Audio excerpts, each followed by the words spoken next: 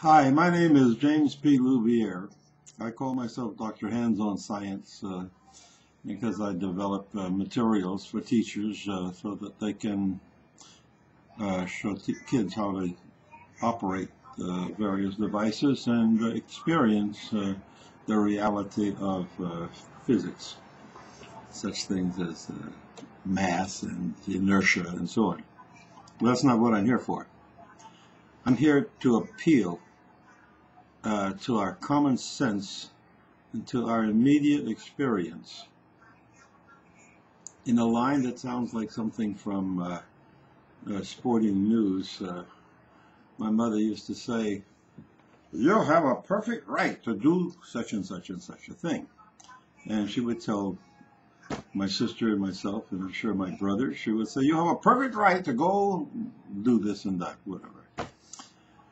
Well, Muhammad Ali would probably say, "I have a perfect right," or would have said that in his prime, you know. But let's examine the basis of our rights. Much of my thinking is based on what our parents told us, or some authority told us, or what the preacher told us, or what we have read in a sacred book like the Bible, or the writings of Hamilton or Thomas Jefferson or somebody, you know, the Constitution or the Declaration of Independence.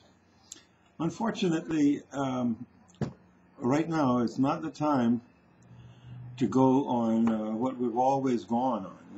We've assumed that we have the right to, for example, pursue life, liberty, and the pursuit of happiness. Well, life is a pretty important thing, and if we're doing things that are contrary to life on this earth, like we're polluting with various poisons, various dispersants, various crude oil spills, various CO2 enhancing practices like manufacturing and using coal to run our electrical utilities or to provide power for a furnace somewhere or to run our elevators, using electricity made from converting oil into energy by burning it in the air, which is polluting the air.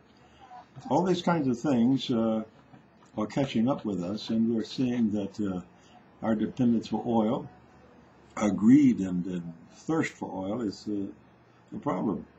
Not only are we poisoning the oceans and bringing things like the sperm whale, the pygmy sperm whale, the manatee, the plover, the sandpiper, the swallows, the songbirds, the fish, the oysters, the shrimp, bringing them to extinction because we're spoiling their spawning at the season when they're giving birth or laying the eggs.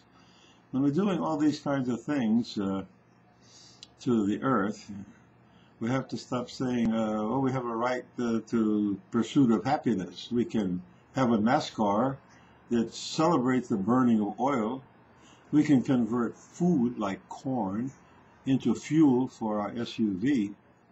And we say, oh, we're doing a great green thing. We're producing biofuels. Yeah, and we got people starving, eating dirt in Africa because they're so hungry. And we're converting our corn into fuel for our Jeep or our Chrysler or our Cadillac or whatever we have, or our NASCAR racer or Indianapolis 500 racer. I have a problem with some of that. You have to think about that, and you have to look at your assumptions. You can take most of your assumptions and values from the elders and from books that were written 1,000, 2,000 years ago, 3,000 years ago. If that's where your values are coming from, you might have to reframe those values in view of the current situation on Earth. We're living on a planet with limited resources, and we're using up those resources as rapidly as we can. Nobody has a perfect right to punch a hole in the ocean, like in the Deepwater Horizon, or even worse, the Atlantis rig, which is going to produce 50 times as much pollution if it breaks. And BP is responsible for that also. But anyway, if you look at the situation, we're in a world that's interconnected more than we ever realized. And when Columbus, for example, landed somewhere in the Caribbean and discovered the so-called New World of India without realizing it, if those few settlers came in with a few animals and a few perhaps slaves from Africa or something and did their settling, it was probably undreamed of that they would 200, 300, 400, 500 years later be creating a problem that is nearly unsolvable.